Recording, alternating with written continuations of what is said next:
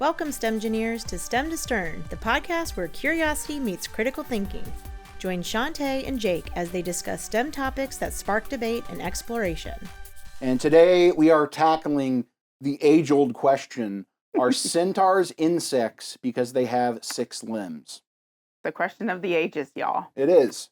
How do you feel about this? I feel that we should define insect first. And insect's definition is 6 legs, invertebrate with thorax. Yeah, and it's got like segmented body parts. And Yeah. centaurs don't have that.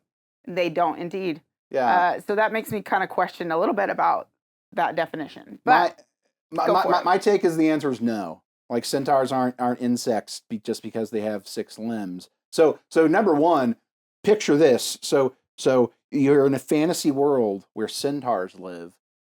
Is evolution a thing in that fantasy world? Because if it is, then that takes precedent over the number of limbs that you have. Because like, if evolution is a thing in that fantasy world, then like it's the they have to have a common ancestor. Oh, so like insects have to be part of that. To be part of the same kingdom. That's true. Yeah, because the kingdoms are divided out. Exactly. Yeah. So That's fair. And if evolution is a thing in this scenario, in this fantasy world, then that would just be a case of convergent evolution.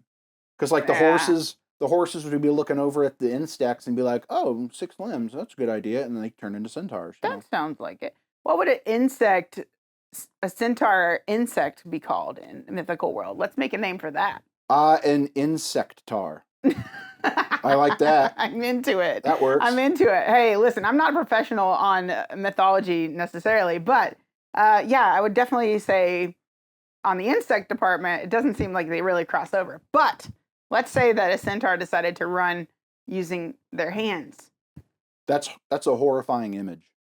But also, okay, it might be horrifying, but it could be nightmares. possible. But also, I don't know if they could reach down there Yeah, quite it's so true. well. It's pretty tall up. Horses are taller. Their spines are kind of like that. I don't know if they can bend down. I don't think that's it. But hey, I'm not a professional on centaurs, so That is true. It is true. Yeah. So if you are, we want to know. If you are a professional with centaur science, contact us. Centaur Scienceology. Yeah, exactly. Or if you in fact are a centaur yourself, we'll have you on the show. And there's the answer. Please come visit us. We want you to sit in here and tell us about it.